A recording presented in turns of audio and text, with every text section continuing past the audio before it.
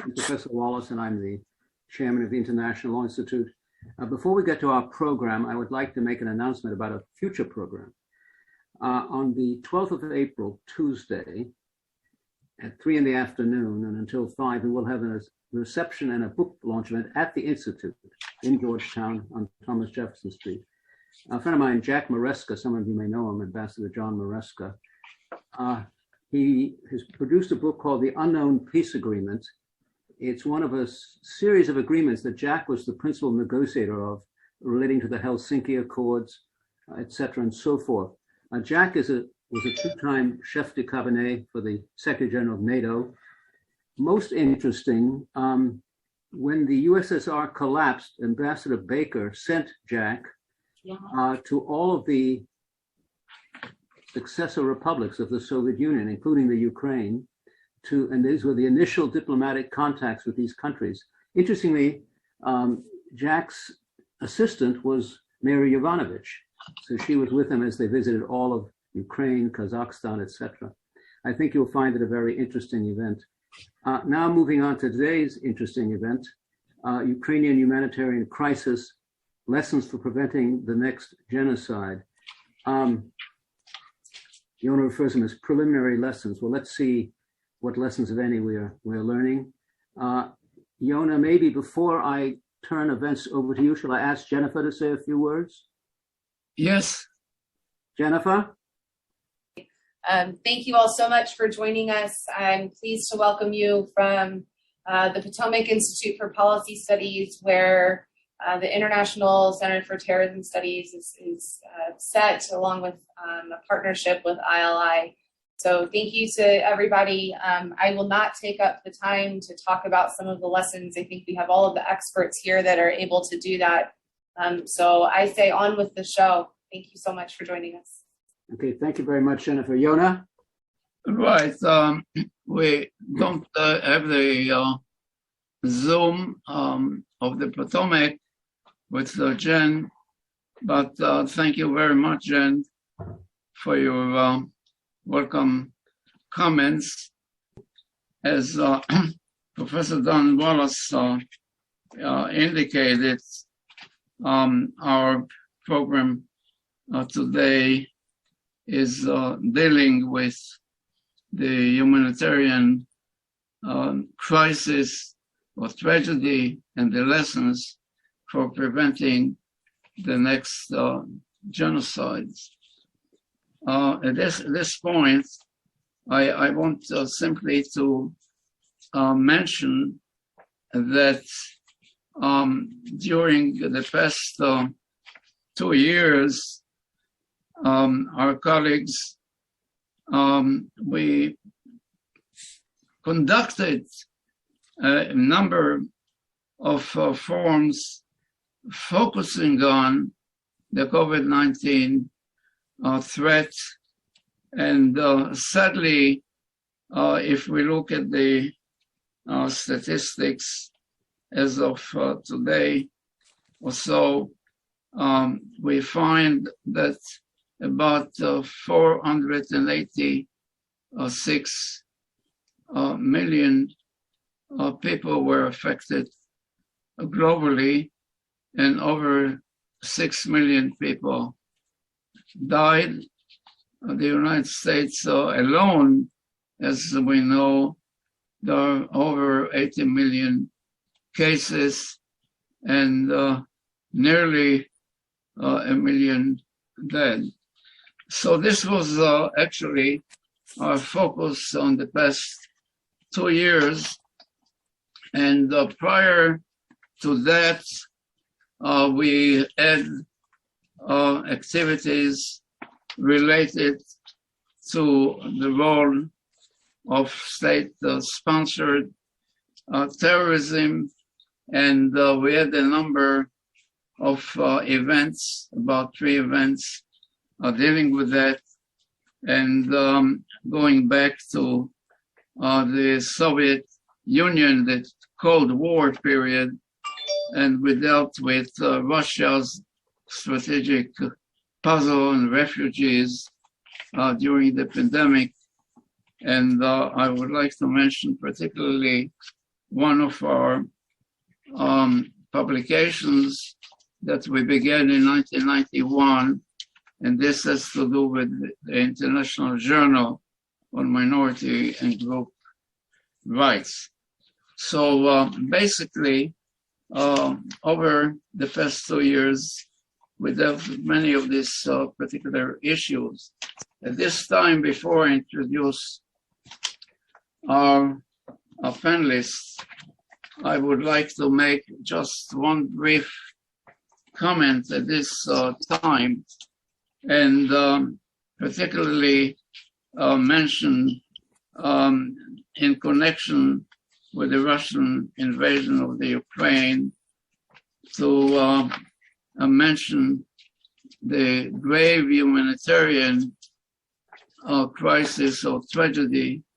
And again, according to the statistics that we have up to yesterday or today, we have a total number of 4 million refugees, and then about 6.5 million Ukrainians who have been internally displaced. So we are looking at this terrible tragedy that is ongoing.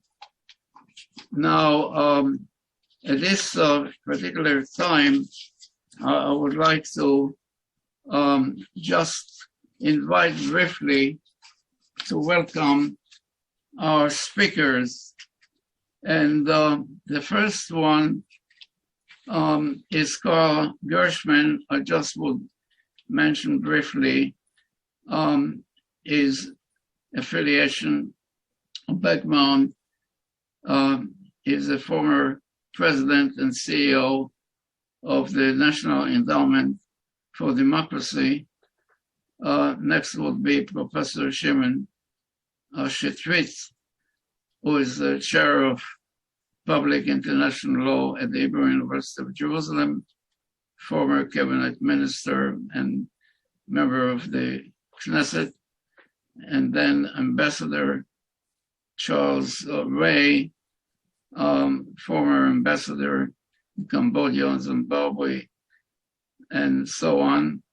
And then Melinda Herring, Deputy Director of the Eurasia Center, the Atlantic Council. Following her, Dr. Nicholas Rastow, a senior research scholar at Yale Law School and a visiting professor at law school, we find at Cornell in the spring of 2022. And last but not least, Dr. Ford Rowan, the chairman of National Center of Critical Incident Analysis.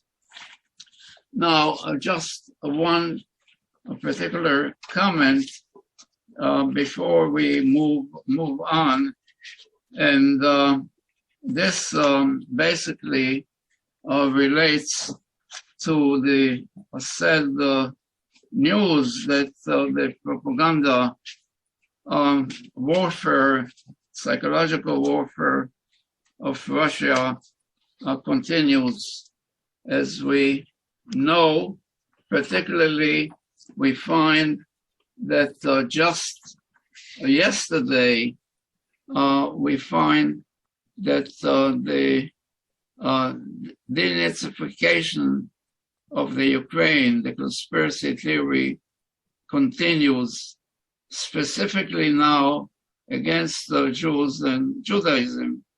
And yesterday, the Russian spokesman specifically claimed that synagogues in the Ukraine are being used to store some munitions, and also are bases apparently for Nazis, what they call, and different paramilitary squads. So again, this is very sad that we have to look both at the battlefield as well as at the propaganda war that is going on, and we are going to deal with those during our discussion today. So with that, I would like to invite our colleague Carl Gershman to make his presentation.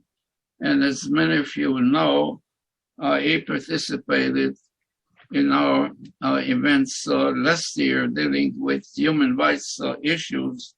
His topic today is Ukraine's resistance and renewal of democracy.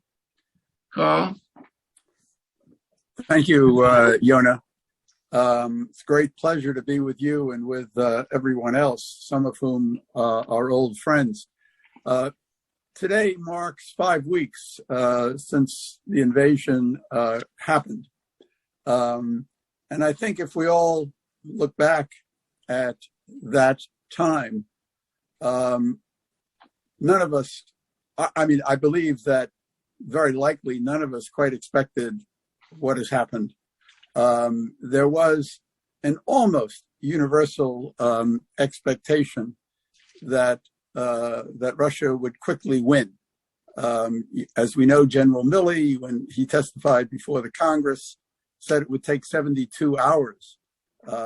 Actually, someone on the net staff that I spoke to in September told me that it would take 8 hours. I think you all probably know the story of this Russian state news agency, Novosti, that actually released an article that had been drafted before the invasion. The article was released at 8 a.m. On February 26th, 2 days after the invasion began. And it was an article celebrating the Russian victory. And it talked about a new era that was being achieved, that the Russians were restoring the historical unity of the country after the tragedy of 1991. It was a kind of the imperialist discourse of Putin and the Russian state today. And in one of the points, this was all, by the way, captured by Tom DeWall, who then put it on the internet in a series of successive Twitter feeds. In one of them, they actually addressed it to Paris and Berlin, the major capitals of Europe, and to say, did anyone seriously believe that we would give up Kiev? And of course, now that's what they're doing. They couldn't conquer Kiev. They now at least say, even though they continue to bomb, that they're going to be narrowing their objectives and restricting them to trying to take over in the east. Not everyone couldn't believe what has happened. Some of you may have seen the appeal that was issued in Russia on January the 31st by former General Leonid Ivashov, who I think, as some of you will know, is a real hardliner, a nationalist, not really a Democrat, but somebody who's always been critical of Putin and thinks that Putin is actually destroying Russia. And he issued an appeal in which he pretty much predicted everything that is happening. Not only the poor performance of the Russian military, but the unity of the West in responding to Russia. That, and in fact, the death of many Russian soldiers at a time when Russia is experiencing an existential demographic crisis. And he laid it all out. And what interestingly, it was not immediately taken off the web, and the site blocked by Roskomnadzor, the state censorship agency. And the only reason they might have left it on is that it had support. They were not in a position to take it off. But he pretty much predicted what happened. And what happened is actually extraordinary. The first thing is the absolute awful performance of the Russian forces, and more than that, the whole Russian elite. The British intelligence recently stated, and I quote, "They misjudged the Ukrainian resistance. They underestimated the strength of the Western coalition actions that Putin's invasion would galvanize. They underplayed the economic consequences of the sanctions, and they overestimated the ability of the Russians to win militarily very, very, very quickly." There was even a story in the Washington Post yesterday that many of you might have seen, that some of the tanks are using tree branches to camouflage the tanks. And the intelligence said that this was a breathtaking, they were amazed at what they called the breathtaking degree of amateurism that was being displayed.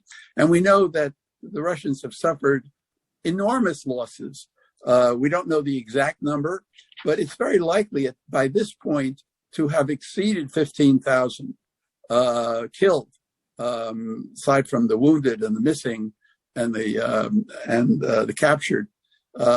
And this is 15,000 is the total number of Russian troops that were killed in Afghanistan, and twice the number, more than twice the number of the total number of troops that the U.S. lost in 20 years of war in Afghanistan and in Iraq. So it's a devastating defeat. In addition, they've lost at least 7 generals, which is evidently unprecedented and shocking. And the performance has been terrible, and the Russian military, I think, has been at the forefront of insisting that they narrow their objectives and not try to take over Kiev, because they know that they can't. And we'll see what happens. We'll see what happens in the future, because the Russian elite is not united. And in the past, as we know, when Russia has lost the war, it can lead to the downfall of the regime. So that's one thing that has incredibly surprised everyone. And of course, the second thing is the way the West responded.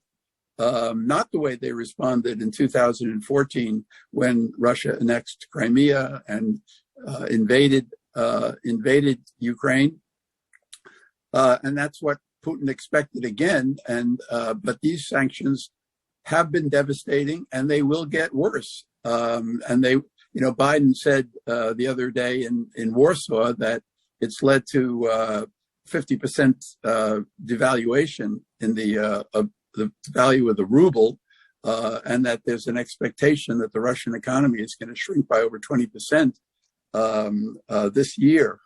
It's a devastating loss. And I've seen numbers that many tens of thousands of Russian elite professionals from the cities have already left Russia, and there's an expectation that 100,000 will leave. In other words, a massive brain drain on Russia. So it's experiencing terrible economic and military losses. And in the appeal that General Ivashov issued at the end of January, he basically said this was going to destroy. He's worried about the very existence of the Russian state with all the problems that it faces, and I think he feels that Putin doesn't give a damn about that. He only cares about the power, retaining power, the kleptocracy, and stealing wealth and so forth, and doesn't really care about the future of the country. But the country is in very, very deep trouble. So that's the second thing that was not expected. And of course, the third thing is, whoever expected that the Ukrainians would resist in the way they have, with the skill that they have, but also with the unbelievable courage and resilience and patriotism. It comes as a shock that they have been so effective. And, Napoleon has been quoted many times in the last month to say that in war, morale is at least 3 times more important than military arms. And the Russian troops are demoralized, unmotivated, and they're poorly trained also. And they're being badly defeated. And finally, who could have ever imagined that Zelensky would have emerged the way he has? That too is absolutely extraordinary, that somebody that most people felt was just a TV comedian would have the ability to rally the world in the way that he's done, and to speak day after day to parliaments around the world, including a joint session of our own Congress, and receiving standing ovations, and to be compared to Churchill. It's actually extraordinary. And it does so much to change Ukraine's image in the world, which, Putin was not touching a button that did not get response in the world when he said that Russia's goal was the denazification of Ukraine. And here we have Ukraine being led extraordinarily by a Jewish president who lost family in the Holocaust. It's an absolutely extraordinary event that we're witnessing right now, something that nobody would have expected. And Boris Johnson, the Prime Minister of the UK, said that the heroism of the Ukrainian people is transforming the geopolitics of Europe. And in fact, it's doing even more than that. And this is what I'll talk in the second part of my talk. It is transforming global politics. People are looking at what's happened. Frank Fukuyama, for example, who believes that Russia is going to lose this war, that Ukraine will win, and that Putin is going to fall, and that what is happening now is giving, he actually used the term a new birth of freedom to the democracy struggle around the world, that before this all happened, not only was democracy in decline, according to Freedom House, authoritarianism on the rise, but there was also a profound demoralization politically and ideologically in the West and around the world, at the feeling that, maybe China did have, and Putin, maybe you do need a strong authoritarian government. And all of a sudden, there is now a deeper appreciation of liberal democracy. Look what happens when you don't have it, and you get something like Putin and the violence that he can produce. It's having an effect. Our own country is maybe a little bit more united than we have been before, and that populists, not only here in the United States, but in France, in Hungary, might be a little bit weaker than they were before. So this has been rallying people. We ran an article in the Journal of Democracy by Lucan Way just recently, where he talked about the effect of this war being to revive the liberal international order, and talked about how authoritarianism was being weakened by the weakening of the Russian regime, which is true, that's undeniable, that there are new strains within the axis of autocrats. We'll see what happens with China. We don't know yet, but they had a very, Xi and Putin had a very triumphant meeting on February the 4th before the Beijing Olympics, where they issued that long joint statement talking about unlimited cooperation between Russia and China. And now China is facing consequences if it breaks the sanctions against Russia. And it's also seeing Putin as, right now, somebody who appears to be a failure. This did not work out the way they thought it would work out. And of course, the West being more unified than it was, for all of these reasons, including a different attitude and a mood in many countries around the world. This could be, we don't know, this could be a turning point. Now, I must say that, we can't take anything for granted. This change has not happened yet. There was an article that Alexander Cooley just published in the Foreign Affairs where he was warning about this, and it was the false dawn of liberal democracy. was the title that he gave to this article. And he talked about, Russia and China still have power. There are all sorts of divisions in the West. The U.S., itself is dysfunctional and divided. Don't jump to any conclusions. And of course, there are more problems than that. Freedom House has traced 16 consecutive years of democratic decline. The war has revived the idea of friendly tyrants, where, when we need energy, we make amends with countries like Saudi Arabia and Venezuela. And so this is reducing, in a certain way, the commitment to democracy because of the geostrategic situation. There's been articles published about the West and the rest, where the rest, meaning mostly not the United States and Europe, but India and other countries in the global South, are not acting the way the United States and Europe are with respect to the sanctions. And that is a problem. And it is something, an issue that is going to have to be addressed. There is the danger of nuclear war and the use of chemical weapons. Nobody at this stage can put it past Putin when he's desperate to take steps like that. It is not clear at this point whether Putin will fall. He still has, control of the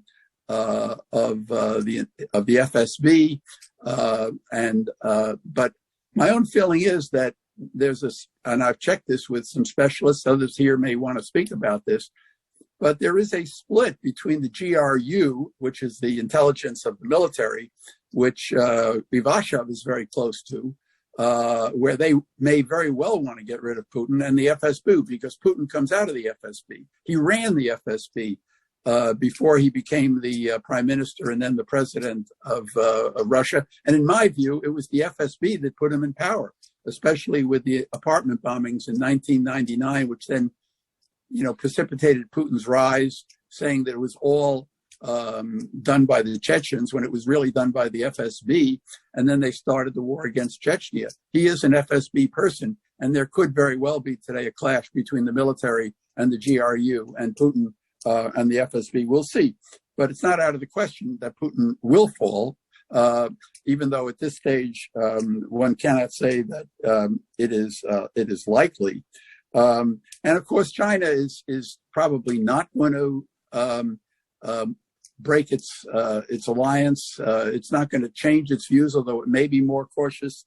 We don't know on Taiwan. I might just say another negative factor, which is greatly disappointing to me and some of my friends, is the terrible response to this crisis by the Vatican and by the Pope, who has basically said in the last couple of weeks that there is no such a thing as a just war, and is implicitly saying that the Ukrainians have no right to fight back, and that the United States should and Europe should not give military arms and should not increase their defense budgets and should not give military arms to the Ukrainians. I mean, there's a whole legacy of Catholic just war theory that is being repudiated by the Pope and the Vatican today. So there are a lot of reasons to worry about about the future. But in my view, the fact that a fellow like Alex Cooley felt that he had to publish an article saying "Don't get too excited too early" shows that what the expectations are now. And it all depends. And this is my last point. It all depends on what happens in the war. And if Ukraine does achieve a clear victory and Russia clearly loses, that will have enormous consequences, not just for Ukraine and Russia and Europe, but for the whole world.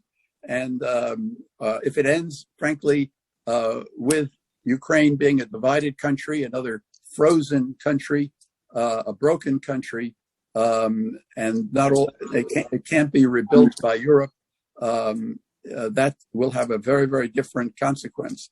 The political scientist Sam Huntington, who wrote the book about the third wave of democratization, one of the interesting points that was pointed out to me by Larry Diamond was that in that book, he identifies the beginning of the second wave of democratization, not with the end of the Second World War in 1945, but with the turn in the fortunes of the war in 1943. In other words, the outcome of a war can have enormous consequences on the future of democracy. And if this war is won, if Ukraine prevails, then I believe it will go a long way to turning the tide in the world, which has been running against democracy for the past couple of decades. And you'll notice that today there are two articles I just noticed by two friends of mine, Josh Moravchik in the Wall Street Journal, basically saying that, if Ukraine does win and Russia loses, this could help restore the international order that cannot be taken for granted. And that's the same argument that is made in an article that I just received today from Ann Applebaum, basically saying the same thing. She interestingly points out in this article that Leonard Meri from Estonia in 1994 at a conference in Hamburg basically said, yes, we do now have a totally different situation, but it will not stay that way if the West doesn't remain strong and united against Russia. And I didn't realize this, but at that point, the vice mayor of St. Petersburg, a fellow by the name of Putin, who was in the room, walked out of the meeting. And so this is really what's at stake today. Is the West going to be strong? The liberal international order does not happen automatically. You have to struggle for it. You have to defend it. You have to be prepared to deal with problems of kleptocracy, to become energy self-sufficient to the greatest degree possible, and to maintain, military budgets and so forth. You have to fight for this. It doesn't happen automatically. So I think we're at a hinge moment in world history. We don't know how it's going to turn out, but in my view, because I think Russia is going to lose this war, in my view, the prospects for Russia's defeat, Ukraine's victory, and the progress of democracy is right now much, much better than I thought it would be 5 weeks ago. Thank you. Thank you very much, Carl, for your presentation. And I'm sure that our colleagues who are going to follow you will also try to deal with some of the lessons of the present tragedy for future security challenges that we're facing, this so-called potential ethnic, racial, religious, and national genocides. So we will have questions also for you later on at the end of the presentations, once we have the opportunity to deal with the Q&A. Now I would like to follow up with our colleague, Professor Shimon Shetrit. As I mentioned, is a professor of law at the Hebrew University in Jerusalem. And we had many opportunities to be together in some programs in Israel, and Professor Shetrit, very extensive academic background and teaching around the world and so forth. And also I would like to mention, in addition to his academic work, he held high public offices in Israel as a member of the Knesset, the Israeli parliament, and also some government positions in the cabinet of Rabin government, as well in Minister of the Economy, as well as Science, Technology, and Religious Affairs, and so forth. So we would like to invite him to make a presentation from Jerusalem. Shimon? Thank you very much, Professor Alexander and Professor Wallace, for the organizing of this and for the invitation to address this distinguished audience in this online conference on a major international issue. The Ukrainian war is the largest scale armed conflict in Europe since World War II. We have seen 4 million, as Yona mentioned, 4 million refugees who have fled from Ukraine, and huge destruction of cities and infrastructures of Ukraine. Today, Zelensky said that all the security or defense industry was totally destroyed. We have also witnessed human suffering of civilians who have been hit not only in collateral damage, but also in direct intended attacks on hospitals, theaters, kindergarten, schools, and old age homes. There are many reports of Russian forces committing war crimes, such as deliberate attacks on civilians, disproportionate use of force, and use of prohibited weapons. After 5 weeks or over a month of this war, it is time to assess the actions that the world has taken in the face of the Russian invasion of Ukraine. In this presentation, I would like to deal with the legal and international perspectives of the crisis, and to review the actions and the reactions of the West vis-a-vis Russian invasion and the world, and the action that the world has taken thus far. In this context, we have witnessed actions in the legal levels. We have seen aligning of the opposing state, US and European countries, to act together in different levels.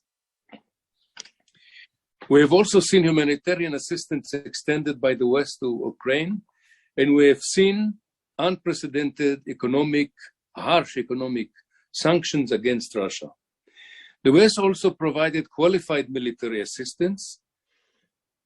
All these actions were in addition to public and moral condemnation and boycotting of Russia in international sport and musical events, and providing the Ukrainian leader Vladimir Zelensky a wide platform to appear before the legislative bodies around the world, including US Congress, UK Parliament, German Bundestag, and others.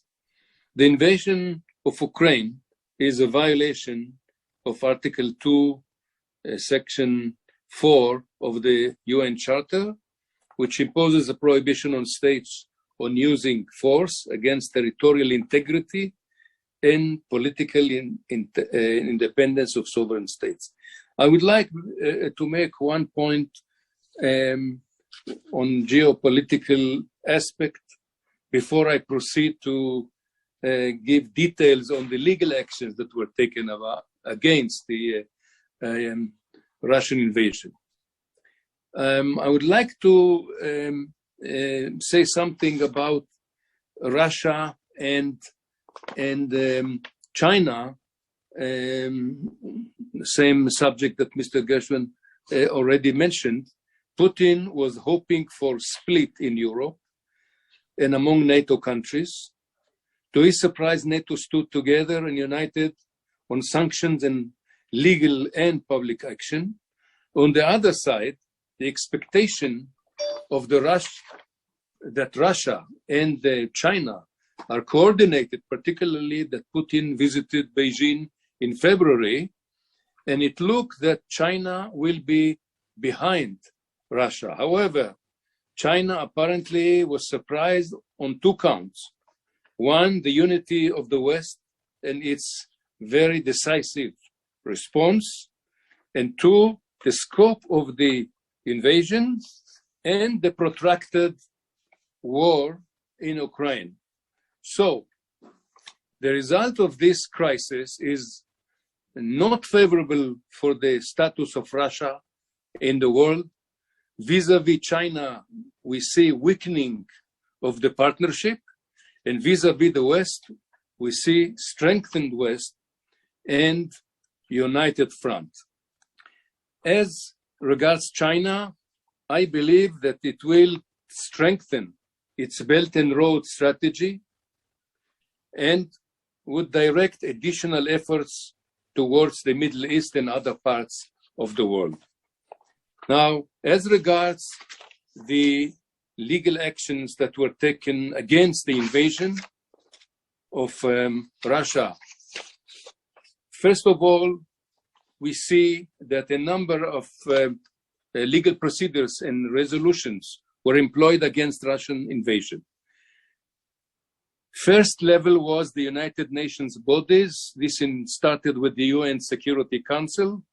When the resolution was vetoed, the what we call the procedure of uniting for peace was used, and a procedural decision of the Security Council, which is not subject to veto, was taken, calling upon the General Assembly to convene, and then the General Assembly took the resolution and strongly condemned Russia. This resolution was supported by 141 countries. 35 countries abstained and only 5 objected. The other UN body which also acted against the Russian invasion was the Human Rights Council, which condemned the action.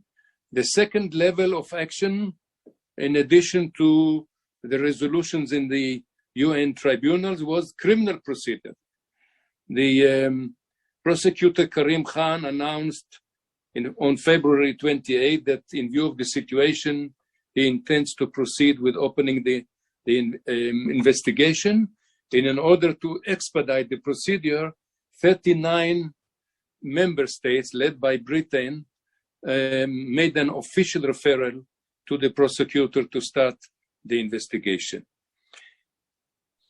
Other actions were taken based on the Genocide Convention, and the title of our session is How to take Lessons for Preventing Genocide.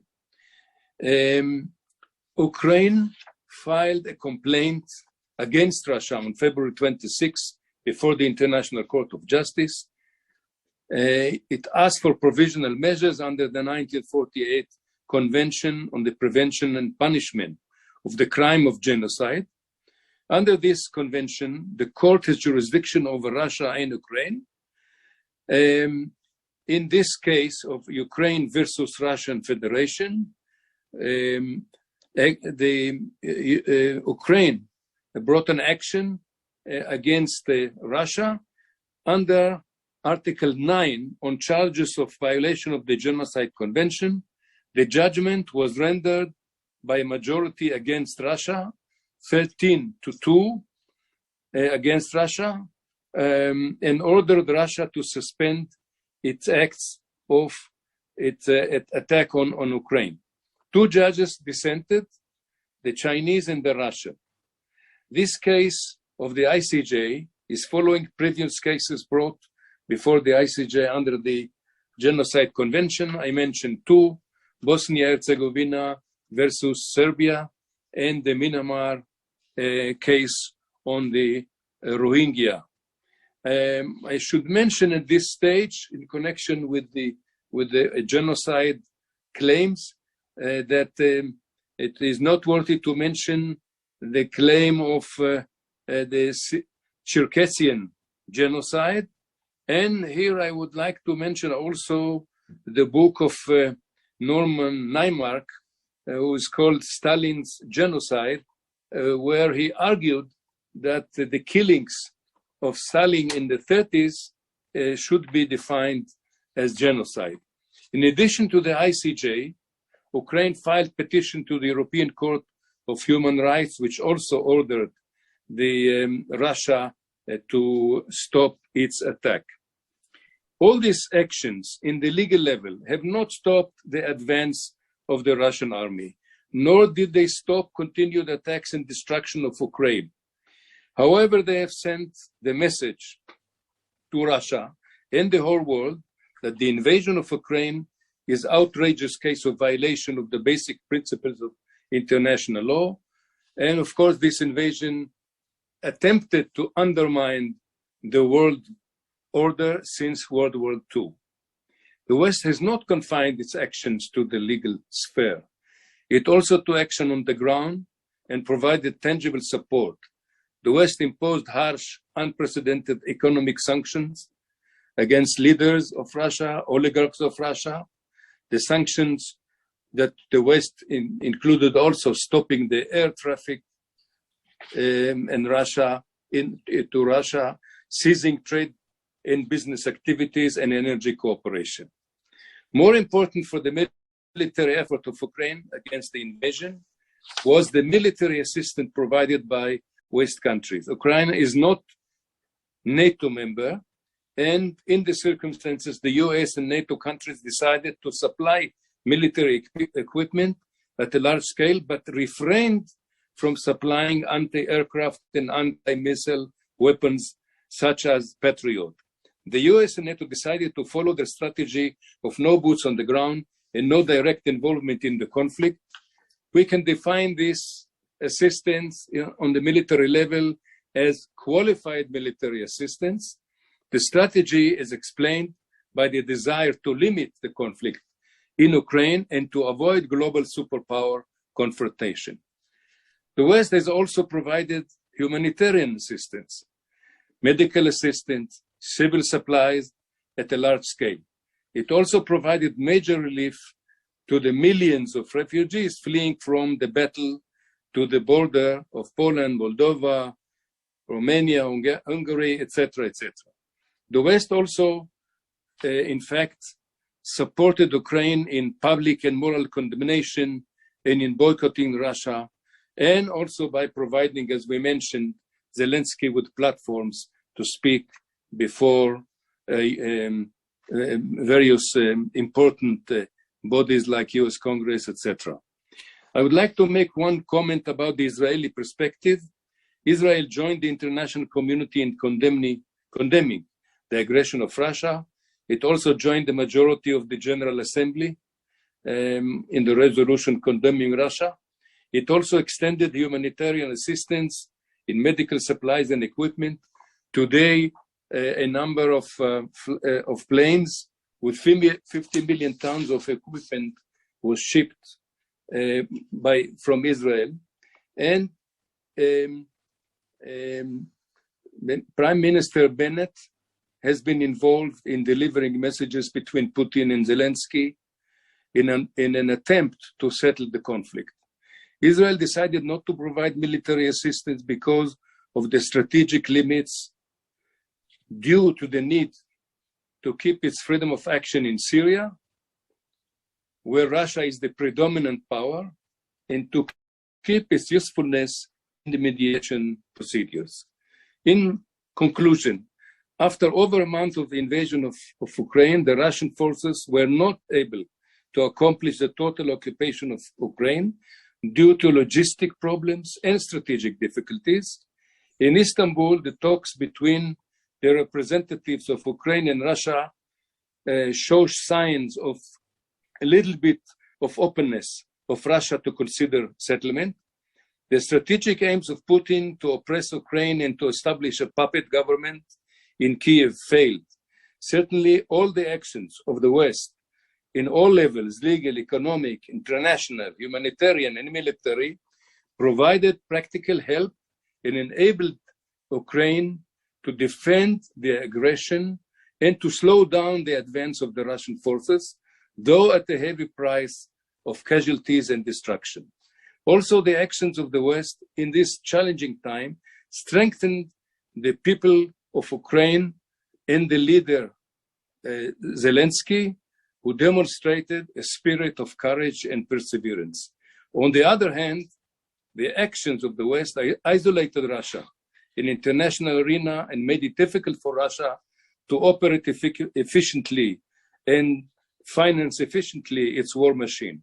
On the internal front of Russia, Putin is reinstating the Iron Curtain to Russia and bringing back the old realities of restrictions of the autocratic government on freedom of speech and freedom of political activity like in the old days of the Soviet Union. To sum up, my last comment, the assessment of the actions of the West against the Russian invasion, we can say that the universal condemnation of Russia, the legal proceedings against Russia in UN bodies and international tribunals, the very harsh sanctions brought about isolation of Russia. This isolation was created even in the case of superpower Russia. It is to be noted that even China refrained from voting in the General Assembly against the resolution against Russia. As we mentioned, the Chinese took this Ukrainian crisis very, very carefully. The crisis has weakened the partnership, the strategic partnership between China and Russia, and on the other side has united the partnership of the NATO countries. Thank you. Thank you very much, Shimon, for your presentation on the Ukrainian war, as well as the legal and international perspective. We'll come back to you with some questions later on. And now I would like to invite our colleague, Ambassador Charles Way, as I mentioned earlier, in addition to his post in the State Department and in Asia and Africa. He also served in Vietnam. I would like to mention that, as well as he was a Deputy Assistant Secretary Defense for POW, Missing Personnel Affairs. And again, academically, he participated in many of our forums, and he published extensively. Charlie? Thank you, and thanks for allowing me to be a part of this distinguished panel.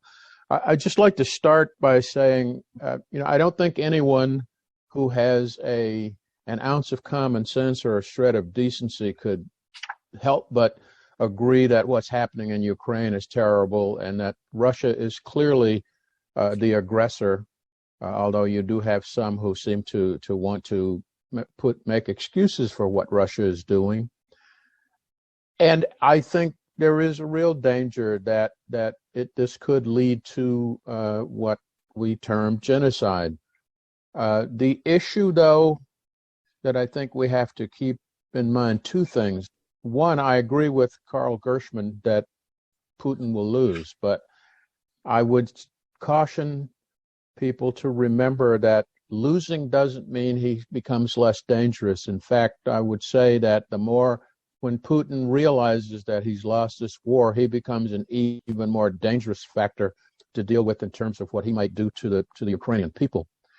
But I would also point out, though, that while this is a terrible thing happening in Ukraine and the world needs to deal with it in some way, we shouldn't let this blind us to the fact that these acts against people, these acts of genocide, are not restricted to Europe. We have them all over the place. You have someone mention the Rohingya in Myanmar. You have the Uyghur in China. You have instances of what I would call genocidal acts against people in Latin America, on the continent of Africa, and that we need to deal with these issues before it reaches the point of extermination. I think part of the problem is that we in the West have a hard time acknowledging that genocide is happening. It's laudable that we've done this in the case of Myanmar, that we are looking at this for Ukraine, but you have many other places in the world where it's in what I would call a pre-genocidal state. This is not something that happens overnight. A government doesn't wake up one morning and decide to commit genocide against a group of people, its citizens or another country. This happens over time in stages, and we need to start recognizing the stages leading up to this phase of actually exterminating people or killing them. And I think we also need to lower the bar a little. The fact is that it doesn't take killing all or a majority of a group of people for it to qualify as a crime against humanity or an act of genocide. And if we recognize it early, acknowledge it, and start taking actions to try and prevent it before it reaches a critical stage, we have more of a chance of being successful. And with that, I will pass it on to other speakers who are much more knowledgeable of someone who spent a lot of time in uniform seeing people do really, really horrible things to other people. We need to start looking at these acts in the early stages and taking action then, not wait until people are actually dying. Thank you very much.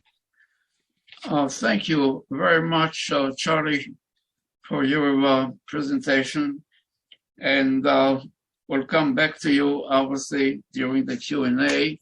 I would like to move on to our next speaker, the program, Melinda Herring, who is the Deputy Director of the Atlantic Council Eurasia Center, and she focused professionally on the Ukraine with her blog Alert, as well as contributed to many publications related to the Ukraine under Biden administration, and dealing also with displaced person refugees, and also dealt obviously with the issue whether democracy does matter, and so on and so forth.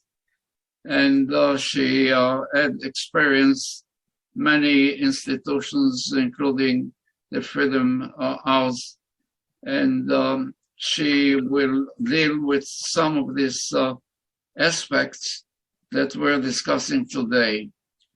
Melinda? Hi, thank you, Yona. Thank you for the invitation to be here, and thank you very, very much. I have 4 quick points, and I couldn't agree with Ambassador Ray more that we need to think about what genocide is and be more careful in the lead up to it. So what I think this is a bit of a preliminary panel because we're in the thick of the war right now when we're thinking about humanitarian lessons and how to prevent the genocide. But 4 lessons stick out to me at the top.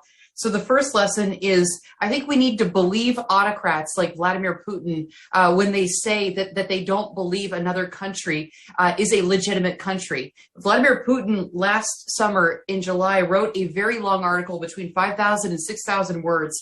And he said that Ukraine is a fake nation. The Ukrainian identity is fake. Volodymyr Zelensky is not president. He went on and on and on and said that my historic lands sit in Ukraine. And looking back at it, that was basically a declaration of war. And that wasn't the only thing that they published last year. There were 5 or 6 pieces. They got increasingly more hostile. They rejected Ukraine, full stop. And then they went against Zelensky, and the arguments got really nasty and anti-Semitic. I'm not going to go into that in detail, but the bottom line is when people who, when authoritarian leaders have a history of violence, and they say that they don't believe that another state should exist, our antennas should be up and we should be watching them very closely. I think a related point is we should not be slow. You guys, the previous speakers, my good friend Carl and the professor and the ambassador, you guys have all displayed a lot of admiration for the Western response. I don't have as much admiration, honestly, as you guys do. I think the Western response, it's good that the West is unified. It's good that we sent weapons. But 10% of Ukraine has left the country, and we are nowhere near being done. The situation is going to get far worse. And we were slow. We were very slow. We knew that Vladimir Putin, our intelligence knew that Vladimir Putin was going to go in December. And we didn't send real weapons until February. That's ridiculous and inexcusable. And then on the Ukrainian side, they also bear guilt. They knew what was going on. I was there in February. We met with Zelensky. We met with his team, and they didn't disagree with the intelligence assessment that there was 100,000 troops, but they disagreed whether he would go in or not. But they knew, and they could have warned people, and they could have gotten people out sooner and to safety sooner. And I think once this is over, we should go through those reasons and relitigate why they made the choices they do. Another obvious point is that the humanitarian community, it's wonderful that around the world, everyone is opening their wallets and their hearts and trying to help. But there's some problems. So the big humanitarian organizations have raised a lot of money. The UNICEFs, the Red Crosses, fabulous. But a lot of the resources that they have bought, the humanitarian aid, is locked up. It's in warehouses, it's in Dubai, it's stuck along the European border, and it's not getting in. So these big international organizations need to be working with trusted Ukrainian partners who know how to move logistics. And then the fourth point, I think we need to think long and hard. I don't have the solution for this one, but we need to think about how to avoid Mariupols. And we know that Putin is engaging in Aleppo-style tactics, Chechnya-style tactics. You can call it what you want. But he is engaging in indiscriminate violence, and he doesn't care about how many civilians he's going to kill. And he's going to do the same thing again. So what does that mean? How can we get ahead of this if we know that Putin is going to pound major cities? I don't have the answer to it, but when the humanitarian community can't get into Mariupol, you can't get in with an airplane, a helicopter, a boat. What do you do? And we know that the Russians they've kidnapped 40,000 children from Mariupol and sent them into Russia proper. They finally opened up, today I just read the news that they're allowing 45 Ukrainian cars into Mariupol to evacuate people. But we need to get ahead of this. This is not going to end anytime soon. The stories that we saw yesterday and over the past couple of days about the negotiations are nonsense. It's all theater. Putin is not willing to negotiate. It's great. I think we've learned a few things. Putin is not 10 feet tall, but he's not short. I mean, he's literally short, but he is still in charge. I think some of the assessments earlier are too generous. And I don't think it really matters whether he's winning or losing. Ukraine is winning right now. And if we can continue to send the arms and tighten sanctions, Ukraine may come out with a decent deal, but it's not right to say Ukraine is going to win. We are not going to go back to the status quo. I wish we were. But what matters is Putin's mindset. And Putin has changed a lot since 1999 when he came into office at the end of 99. He's always been a risk taker, but he was a cautious risk taker. And he bet the house on Ukraine on February 24th. And he is angry, he's emotional, and he's not willing to negotiate. So I would say we need to be, this is going to be a long conflict. We shouldn't be talking about it in weeks or months. Ukrainians are telling me at least Christmas. Other Ukrainians are saying it's going to go beyond that. This part of the world has a history of long, protracted conflicts, and we need to be prepared for it and support the Ukrainians as much as we can and be smart about the way that we support them. Thank you so much. Thank you very much, Melinda, for your lessons so far. We will come back to you, I'm sure, during the Q&A discussion. Let me move on to our colleague, Dr. Nicholas Rastow, who participated, as I mentioned before, many of our activities. And in addition to his current visiting professor of law at Cornell, he was a visiting professor of many universities in the United States. And in addition to that, he was university counsel and vice chancellor for legal affairs and a professor at State University of New York in Albany. And in addition to the academic work, he also served as a general counsel and senior policy advisor to U.S. permanent representative to the UN, as well as the National Security Council during the presidency of Reagan and George H.W. Nick? Thank you, Yona, and thank you for including me in this important discussion. I don't think there's any more important issue on the agenda than Ukraine.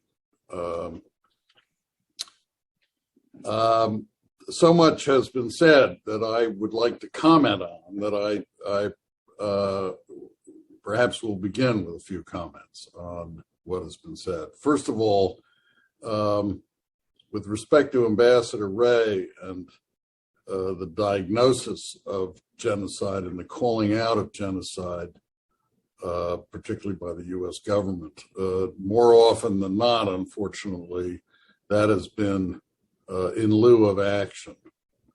And we really have to kind of galvanize opinion that preventing genocide and stopping it when it starts is a national interest. We cannot and should not go through another Rwanda where the U.S. delegation to the UN threatened to veto any resolution authorizing anybody to do anything about Rwanda on the ground that we would be required to do something.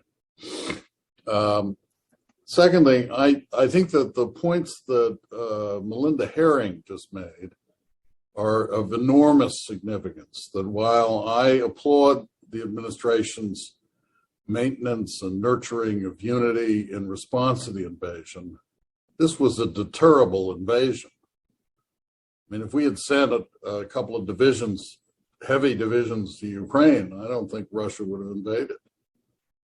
And I don't think it does any good to talk about World War III.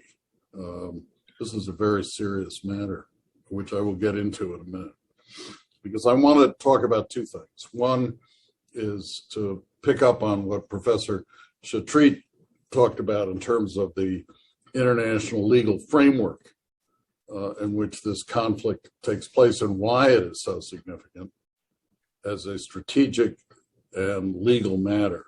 And then to talk a bit about what lawyers and others need to do looking forward to applying the lessons of this conflict and making it at least have some kind of a satisfactory outcome. It's going to be hard because I think one of the things we don't know, and which Ms. Herring stressed, is we have the social media fog of war on top of the regular fog of war. So we don't really know how many Ukrainian casualties there have been or how many Russian casualties. We see apparently civilian targets blown up, but we don't really know if there are people in them. And we don't know for sure that they are entirely civilian targets. I suspect the Russians don't care whether they are or not, but I don't know. And there is a difference. I think that I'd like, though, to pick up on what Professor Shatrit said, just to drive it home. This is an important matter because the Russians have attacked the very building block of the international order, that is to say, the independent state. Ukraine's been a member of the United Nations since the creation of the United Nations. In the first Ukraine membership was as a Russian province, but it was nonetheless Stalin extracted from Truman the agreement that it would be treated as an independent country. It didn't become really independent until after the collapse of the Soviet Union, but it is a member of the United Nations and has been forever. So when Russia attacks it, it is attacking the very principle of international law and order. And that's why this is of such interest, a vital interest to every state. And I would say to those who think they can sit on the fence, remember Machiavelli. Those who sit on the fence in matters of this kind are on the path to ruin. This is no time for neutrality. Secondly, we don't want to live in a world in which if a country possesses nuclear weapons, it has a license to commit aggression. And we don't want to live in a world in which, unless a country is in a formal alliance with the United States, like NATO, it's open season. And yet that's exactly what is going on here. That's what the stakes are, in my view. And it's why I believe NATO, as well as Ukraine, have an inherent right of collective self-defense and should be doing much more to push the Russians out of Ukraine. I'm not in favor of attacking Russia, but I am in favor of attacking Russians. And I think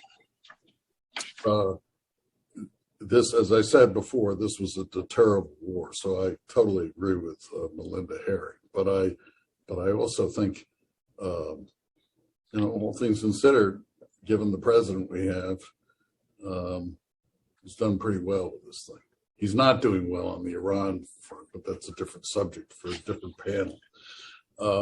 Now, the humanitarian effort and the lessons to be learned so far with respect to preventing and dealing with a major humanitarian crisis. I think we're all suffering through this social media fog of war. We don't really know with enough granularity what actually is going on so that we can amass evidence, we can protect the chain of custody, and look forward to the prosecution of people who have committed grave violations of the laws of war. But it looks as if that's what's going on.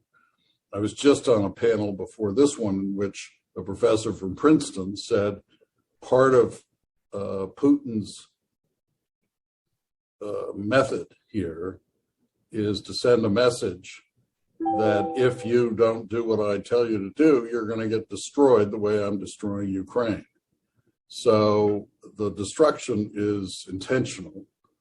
And that means, given the state of the law as it is today, that is a prima facie violation of the principle of distinction between civilian and military targets. And that is a serious war crime that is prosecutable by all parties to the Geneva Convention, really everybody, because the Geneva Conventions are customary international law at this point. But obviously the Ukrainians would have first claim on whoever they can lay their hands on, including Mr. Putin himself. And so the need for a careful collection of evidence and preservation of evidence is important. The need to figure out what is real and what is fake, given the ability to manufacture images and to doctor images, is very, very real.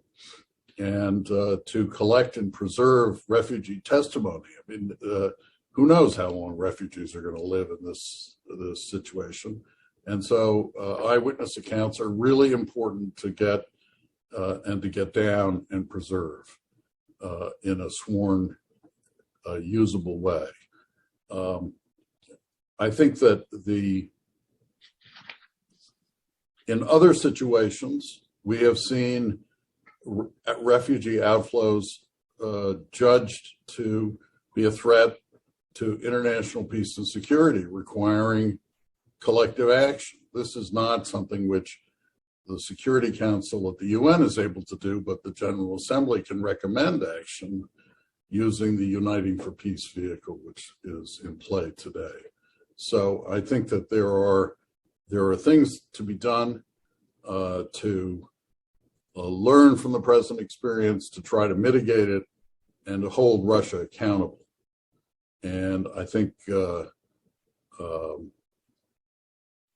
I don't have a role in the U.S. government. They're not asking for my view, but I would certainly urge the most energetic diplomacy with regard to any fence sitters. This is not the moment for fence sitting. And I agree with Mr. Gershman that Mr. Putin has given new life to democracy, and even to American politics. I think it's really interesting to me that the left wing of the Democratic Party has been silenced and the right wing of the Republican Party has been splintered on this. So not every bad deed goes without the odd silver lining created. And I'll stop there. Thank you. Thank you very much, Nick, for your comments. Obviously, we'll come back to you in relation to the war crimes approach, whether we can learn anything from the lessons of the Nuremberg trials, or the Eichmann trial in Jerusalem, and the Japanese, I think, trials and so on. But now I would like to ask our colleague Dr. Ford Rowan, who participated in our work before. And as I mentioned, currently, Dr. Rowan is the chairman of the National Center for Critical Incident Analysis, working at the National Defense University. And he also served as an attorney and a reporter, as we recall. And now, most recently, is a member of the advisory board of Bioethics Institute at Johns Hopkins University. So, Ford, please make your comments. Well, thank you very much, Yona, and I really appreciate all that I've heard so far in this discussion. It's been very illuminating. I'm going to look at this from a very different point of view, and that's one that covers centuries, because I'm very interested in genocide, and I'm very interested in the impact of genocidal action across generations. And we have an enormous example in front of us right now of genocide and mass dislocation. Now, one of the things I want to make sure I do is state an appreciation that I have for the Potomac Institute, and particularly its Center for Health Policy and Preparedness.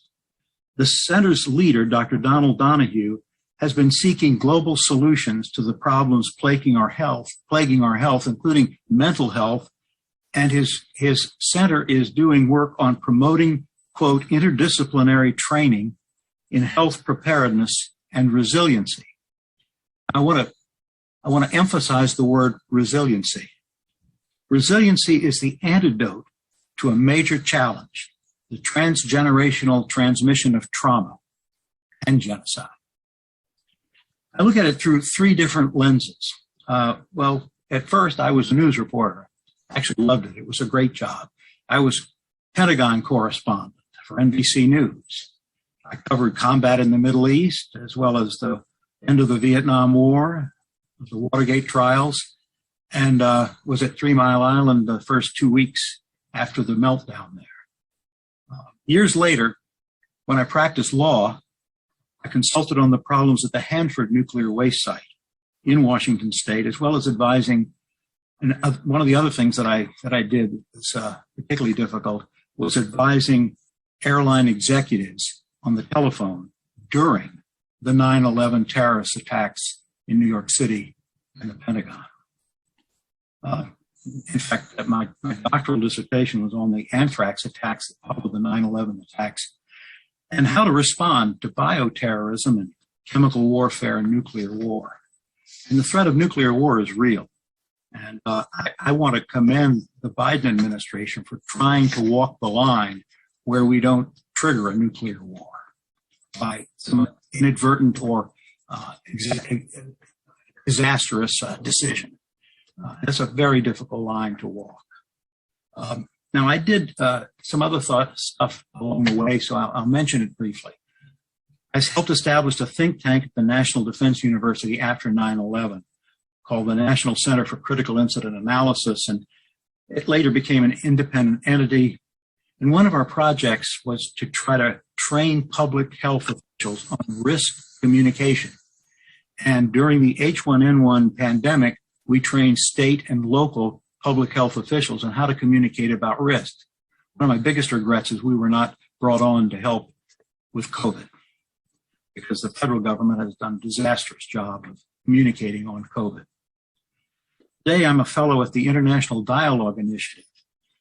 It seeks to understand and cope with the psychological barriers to peace.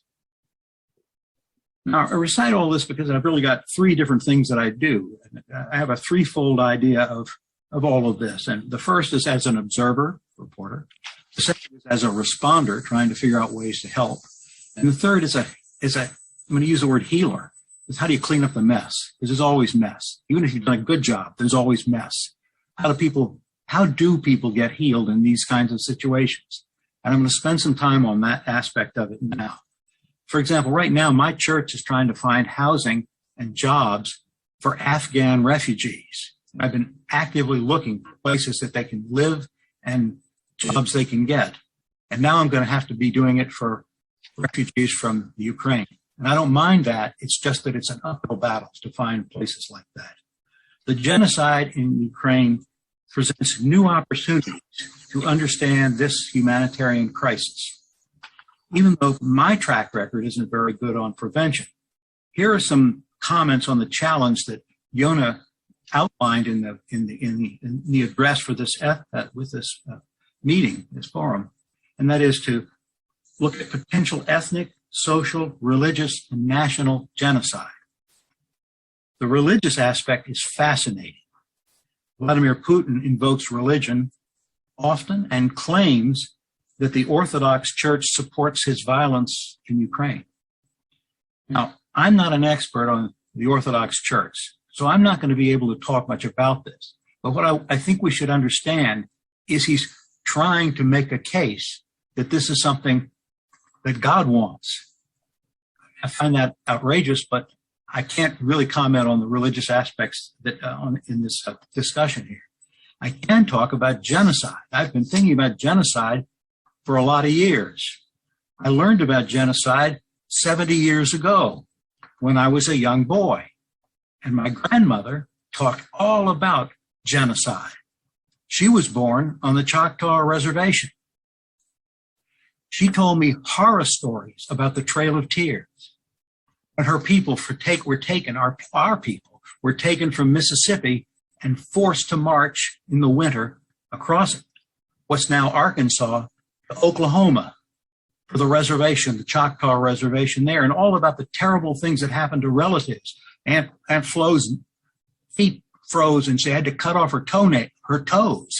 That kind of stuff. It was vivid memories of the Choctaw Trail of Tears. I thought she was an eyewitness. After she died, I realized that happened 50 years before she was born. The trauma had been transmitted across generations. I might say, well, that's a whole different thing. But think about the first Crusades. The first Crusades were 1,000 years ago. Okay, the first Crusade, 1,000 years ago.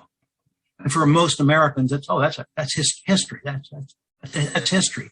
But if you live in the Middle East, the events of 1,000 years ago and since are remembered as fuel for the fires of ongoing atrocities.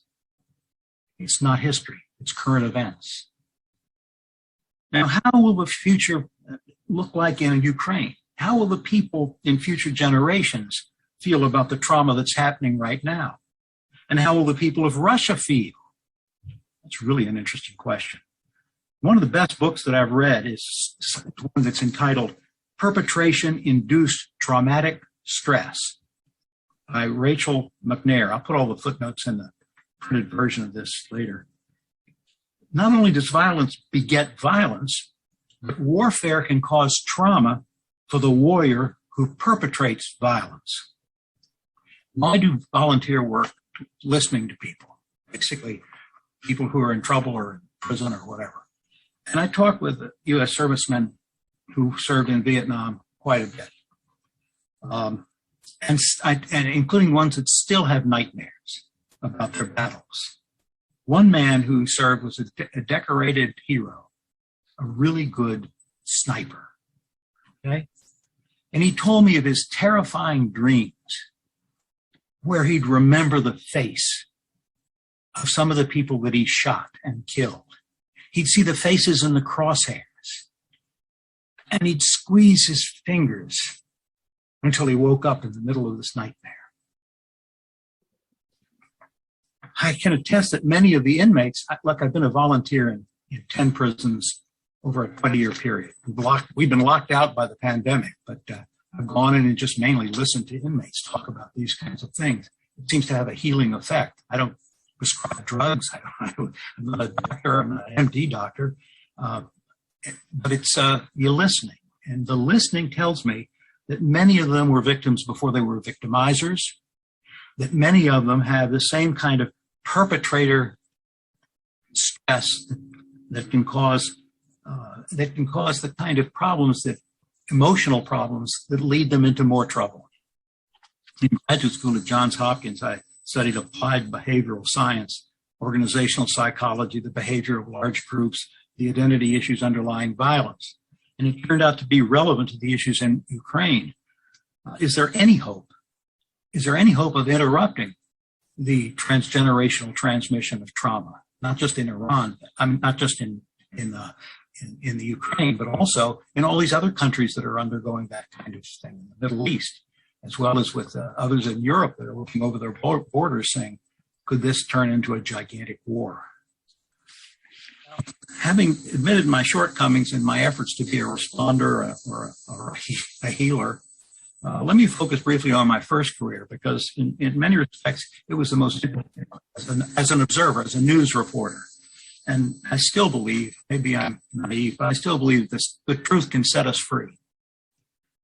Ukrainians carry the significant burden of sequential trauma, devastation in World War II by the Wehrmacht, the forced starvation of the Holodomor, and Soviet suppression, among others. There's all sorts of problems, not just recent ones.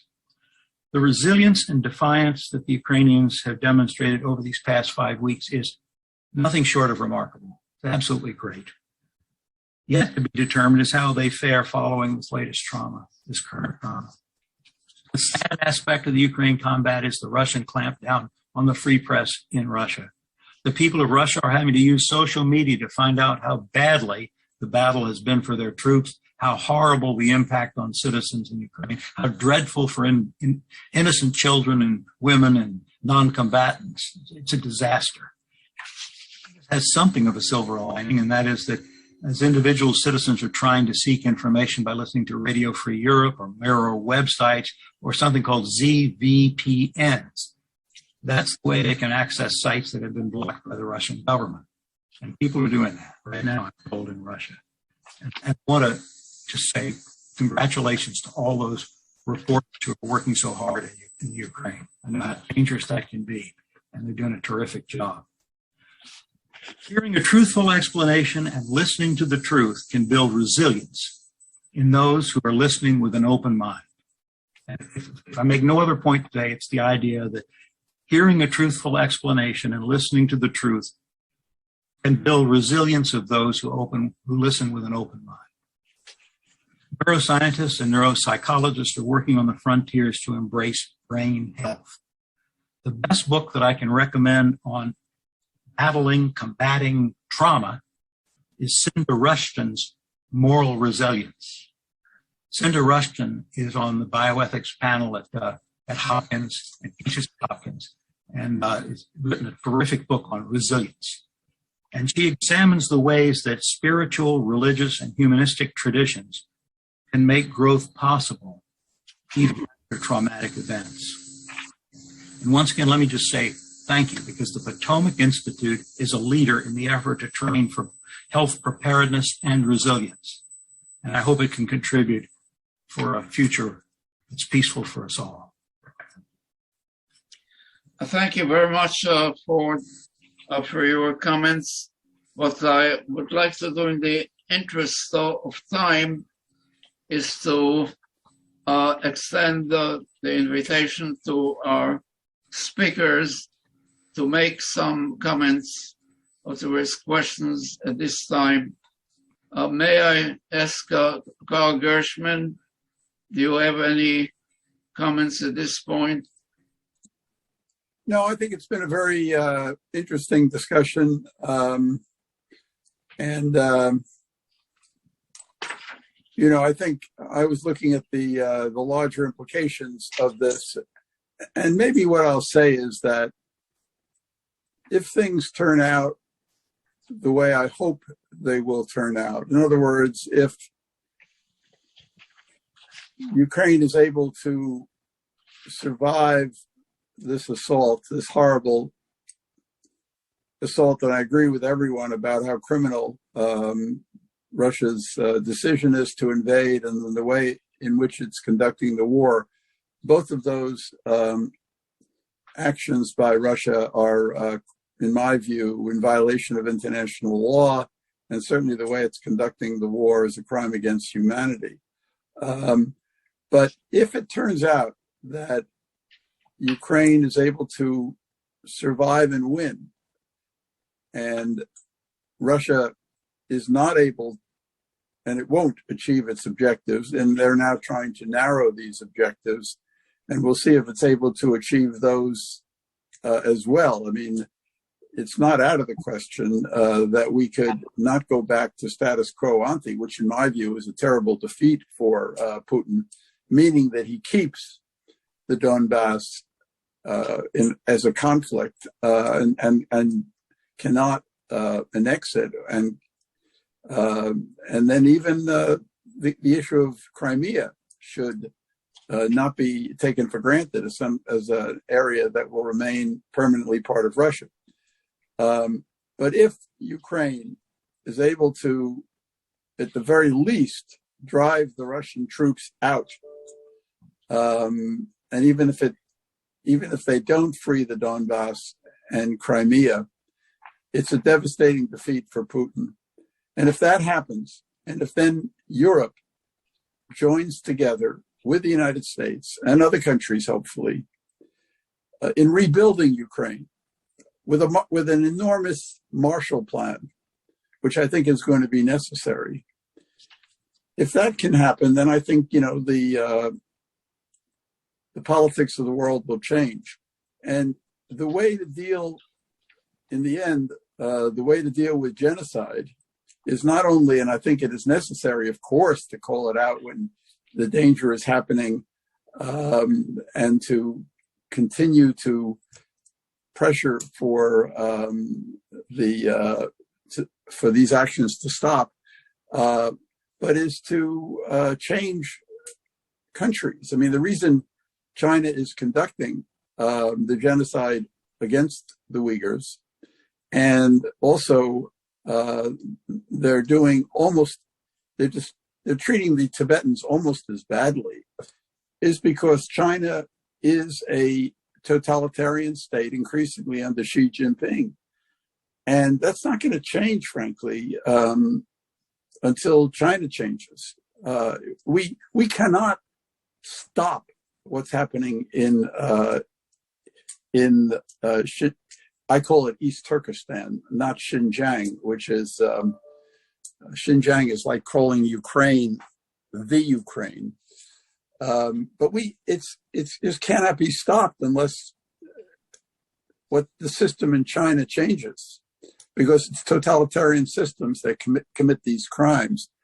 The world does know what's happening. Unlike during the Holocaust against the Jews by the Nazis, the world does know what's happening in Ukraine today, in East Turkestan against the Uyghurs, but can't change it. So let me just conclude with this point. If Ukraine is able to prevail, and if Russia loses, and if international politics changes in the direction that I thought it would, I think that will be important for the civilized world to have a greater influence in countering the problems of genocide than it has had recently when it has been on the retreat against the authoritarians. Thank you very much, Carl, for your comments. And I would like to ask Shimon Shetrit to make a comment. Yes, thank you all the speakers for the very interesting points that were made. I would make one comment, which is cautionary comment,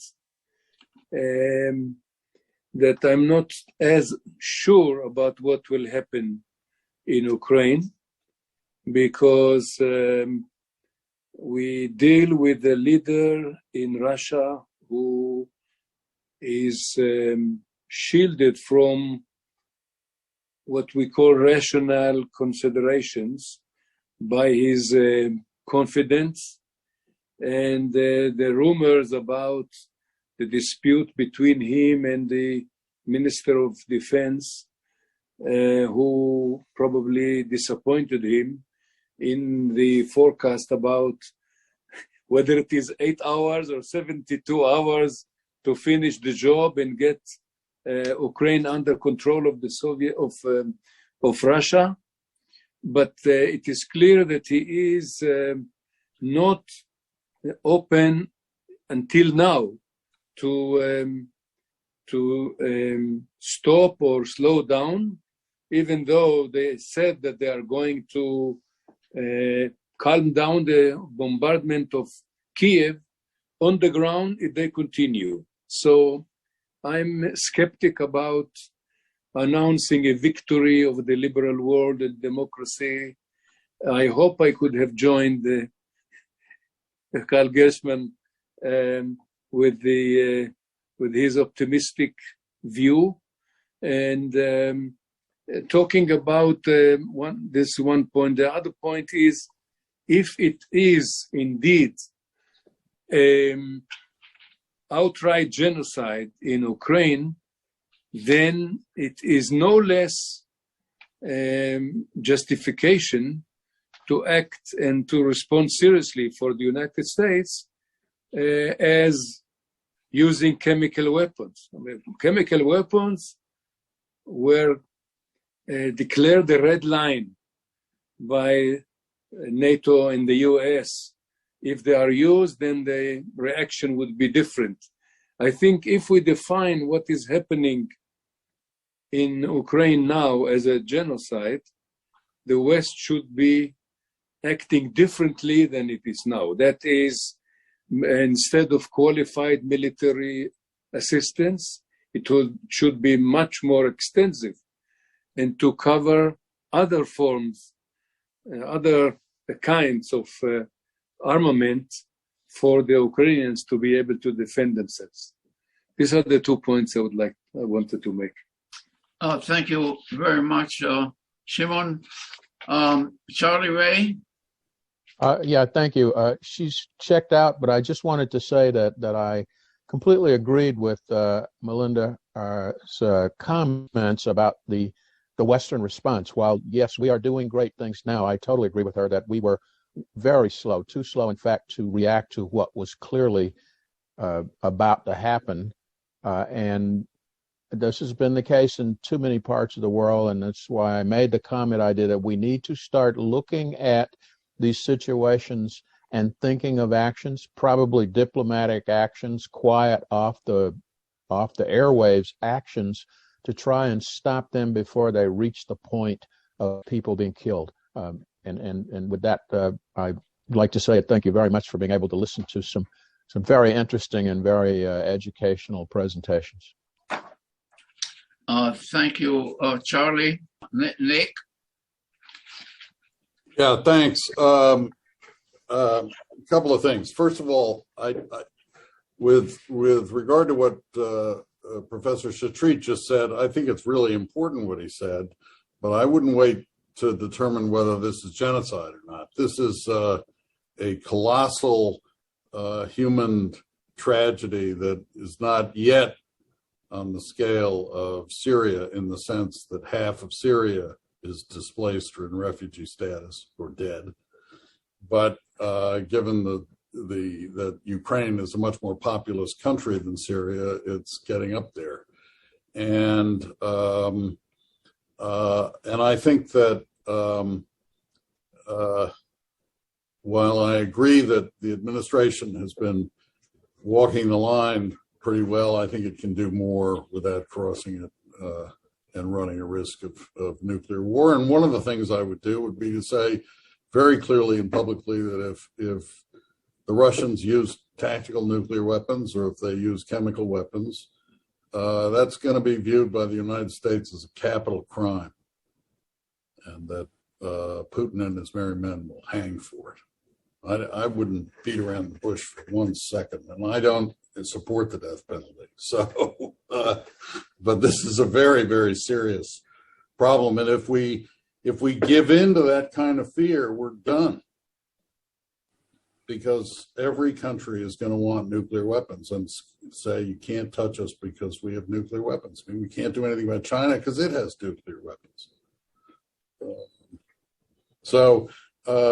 I think this has been a very rich conversation. As usual, Yona, congratulations, and thank you for including me. Thank you. Ford, anything else at this point? I'd like to agree with one thing that was said just a few minutes ago, and that is the idea that we were slow in the United States of actually doing some of the things to get Ukraine ready for what did indeed happen.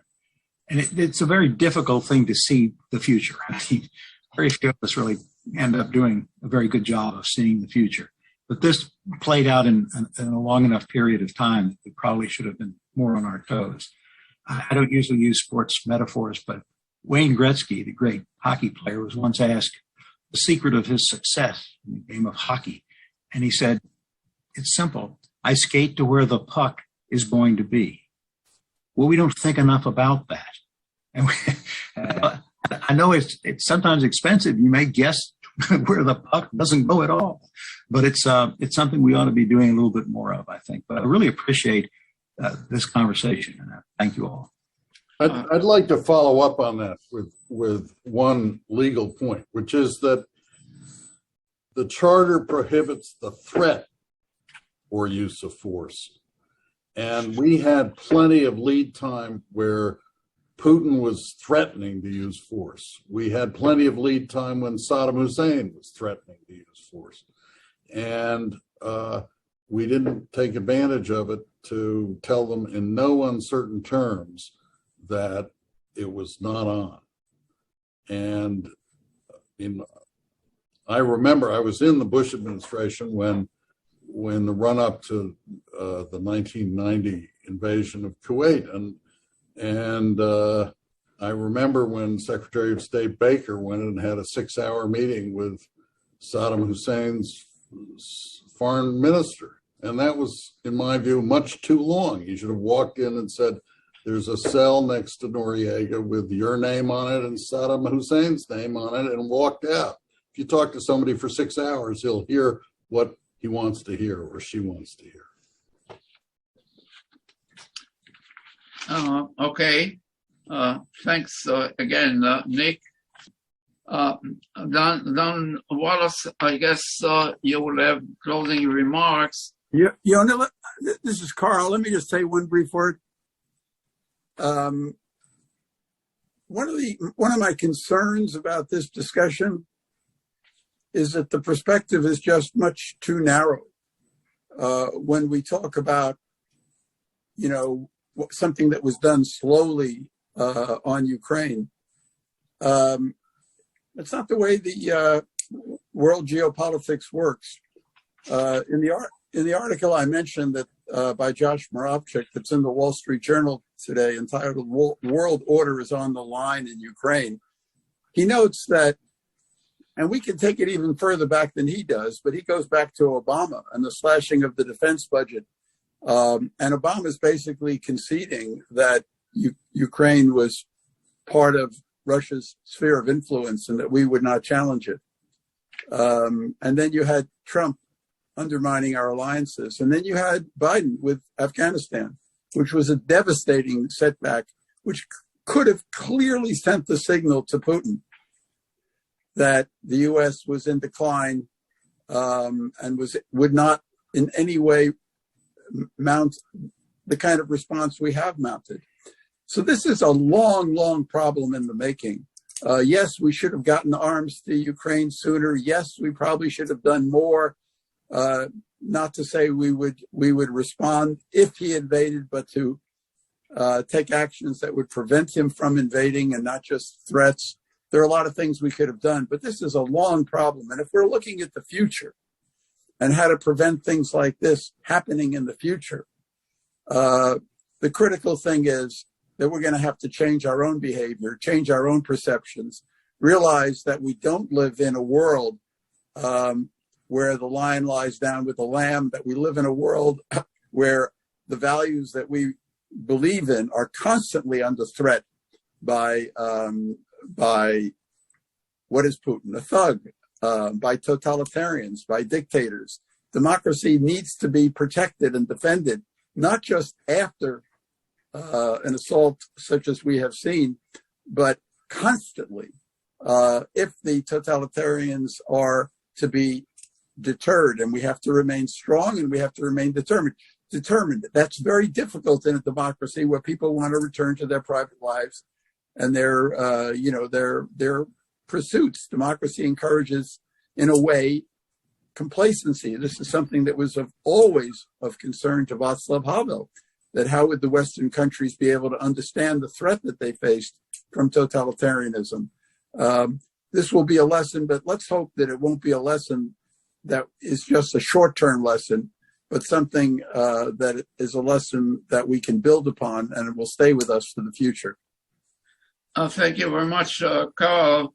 Your comments reminded me of the famous, I think, observation of Albert Einstein, who made that the world is a too dangerous place to live in, not because of the people who do evil, but because of the people who stand by and let them. So this is a process. How can we promote cross-cultural understanding and tolerance and so on in human rights? Is it the role of education? Is it the role of religion? How can we learn from these lessons? And that's really the big issue, the short term and the long term. Don, would you make some closing remarks? Well, let me be brief, but I'd like to be hopeful. First, I think I know most of the speakers and they're superb, but today their speeches were also superb. I think I'm a law professor, and several of you made this point about Article 2, Section 4 of the UN Charter, which both prohibits the threat of and violation of territory and political sovereignty. We should not underestimate that. Look at Kuwait, invasion, reaction, 68 countries. Falkland Islands, invasion, Mrs. Thatcher reacted.